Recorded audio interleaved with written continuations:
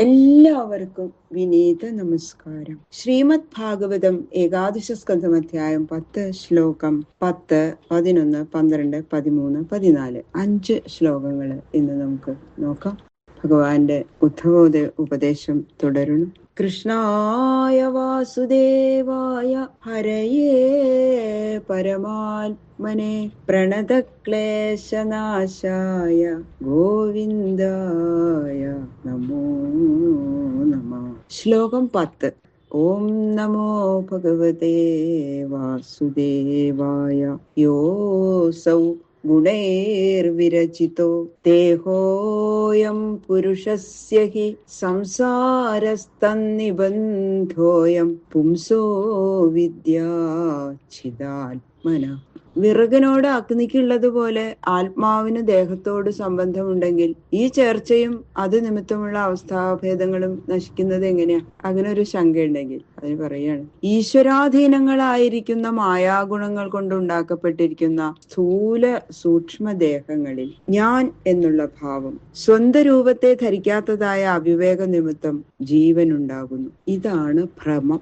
ആത്മജ്ഞാനം ഈ ഭ്രമത്തെ നശിപ്പിക്കുന്നതാകയാൽ ദേഹത്തോടുണ്ടെന്ന് തോന്നിയ ബന്ധവും അത് നിമിത്തം അനുഭവിച്ച സുഖദുഃഖാദികളും ജ്ഞാനാവസ്ഥയിൽ ഇല്ലാതാകുന്നു. അതിനാൽ ആത്മാവിന്റെ അസംഗത്വാദി ലക്ഷണങ്ങൾക്കും നിത്യ നിരതിശയ ആനന്ദ സ്വരൂപത്തിനും യാതൊരു ഹാനിയും സംഭവിക്കുന്നില്ല. തസ്മാൽ ജിജ്ഞാസയാത്മാനം ആത്മസ്ഥം കേവലം പരം സംഗമ്യ നിരസേതേതത് വസ്തുബുദ്ധിം യഥാക്രമം. അതുകൊണ്ട് ആത്മസ്വരൂപത്തെ ശരിയായി അറിയണമെന്നുള്ള ആഗ്രഹത്തോടുകൂടി മേൽപ്പറഞ്ഞ വിധത്തില് മനനം ചെയ്ത് ഉറപ്പിച്ച് ദേഹസ്ഥമെന്നിരിക്കലും ദേഹധർമ്മങ്ങളോട് ചേരാതെ നിർവികാരനായിരിക്കുന്ന ആത്മാവിനെ അറിഞ്ഞ് ഈ ശരീരവും വിഷയങ്ങളും മറ്റു കാണപ്പെടുന്നതൊക്കെയും പരമാർത്ഥമായിട്ടുള്ളതല്ല എന്ന് നിശ്ചയിക്കണം. ദേഹവും ആത്മാവും ഒന്നല്ല എന്ന് ഈ വിധം അറിയുന്നതിന് വേണ്ടിയിട്ടാണ് ഗുരുമുഖത്തിൽ നിന്ന് ശ്രവണവും സ്വബുദ്ധി കൊണ്ട് മനനവും ചെയ്യേണ്ടത്. അതുകൊണ്ട് ഗുരുവിനെ ആശ്രയിക്കേണ്ടത് ജിജ്ഞാസുവിന്റെ മുഖ്യധർമ്മമാകുന്നു. ആചാര്യോരണി ആദ്യസ്യാൽ അന്തേവാസ്യുത്തരാരണി തൽസന്ധാനം പ്രവചനം വിദ്യാസന്ധി സുഖാവഹ. ജ്ഞാനത്തിന്റെ സ്വരൂപത്തെയും പ്രവൃത്തിയെയും തന്നിമിത്തം അനുഭവപ്പെടുന്ന അവസ്ഥാഭേദത്തെയും അനർത്ഥ നിവൃത്തിയെയും കാണിക്കാനായിട്ട് ജ്ഞാനോൽപത്തിയെ അഗ്നി ഉൽപ്പത്തിയോട് സാദൃശ്യപ്പെടുത്തുന്നു. അഗ്നി കടഞ്ഞെടുക്കാൻ ഉപയോഗിക്കുന്ന 2 മരക്കഷ്ണങ്ങൾക്ക് അരണികൾ എന്നാണ് പേര്. ഗുരു ശിഷ്യന്മാര് അരണികൾക്ക് തുല്യം. ഒന്നാമത്തേത് മേൽഭാഗത്തെ അരണി ആചാര്യൻ, താഴത്തേത് ശിഷ്യൻ. 2 അരണികളുടെ മധ്യത്തിൽ ഒരു കഷ്ണത്തെ കൊണ്ട് മഥനം ചെയ്യുമ്പോൾ, അതായത് കടയുമ്പോൾ അഗ്നി പുറപ്പെടുന്നു. ഗുരു ചെയ്യുന്ന ഉപദേശവും ശിഷ്യൻ ചെയ്യുന്ന മനനാദികളും മഥനത്തിന് തുല്യം. അപ്പോ ശിഷ്യനുണ്ടാകുന്ന ജ്ഞാനം അഗ്നിക്ക് തുല്യം. വിഷയാതീതമായ സുഖത്തെ പ്രകാശിപ്പിക്കുന്ന ജ്ഞാനാഗ്നി ഈ വിധം ഉത്ഭവിക്കുന്നു. വൈശാരദീസാദി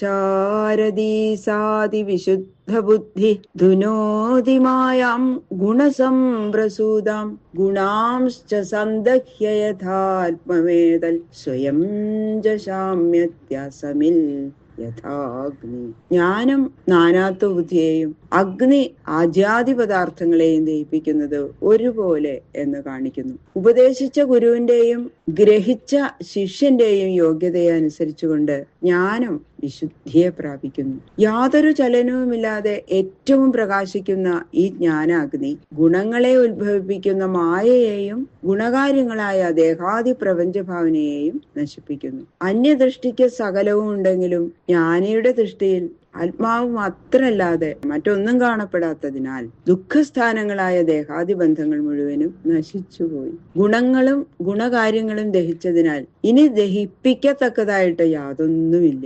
ആജ്യാദി പദാർത്ഥങ്ങൾ മുഴുവനും നശിക്കുന്നത് വരെ യാഗാഗ്നി ഉജ്ജ്വലിക്കും. ഹവിസ്സുകളുടെ അഭാവത്തിൽ അഗ്നി ശമിക്കുന്നു. ഇതുപോലെ അജ്ഞാനത്തെയും തൽക്കാര്യമായ പ്രപഞ്ചത്തെയും നശിപ്പിച്ചതോടുകൂടി വൃത്തിജ്ഞാനവും താനേ ശമിക്കുന്നു. ഇത് തന്നെ സർവാത്മഭാവം എന്ന അദ്വൈതാവസ്ഥ.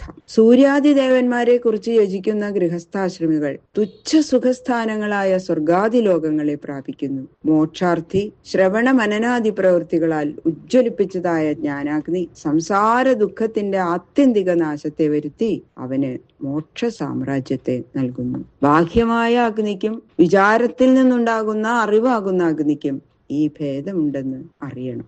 അധേഷാം കർമ്മകർത്തॄണാം ഭോക്തॄണാം സുഖദുഃഖയോ നാനാത്വമധ നിത്യത്വം ലോകകാലാഗമാത്മനാം.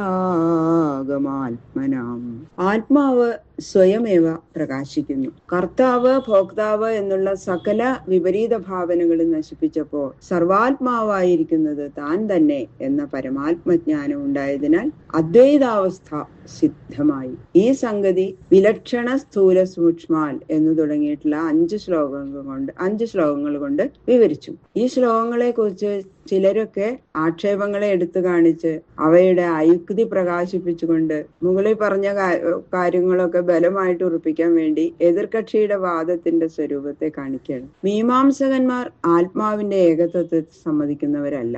ആത്മാവ് ഒന്നല്ല, അനേകമുണ്ട് എന്നാണ് അവരുടെ പക്ഷം. ഒന്നല്ല എന്ന് കാണിക്കാൻ അവർക്കുള്ള യുക്തി താഴെ കാണിക്കണ വിധത്തിലുള്ളതാണ്. ഓരോരുത്തര് ഓരോ വിധം കർമ്മം ചെയ്യുന്നു.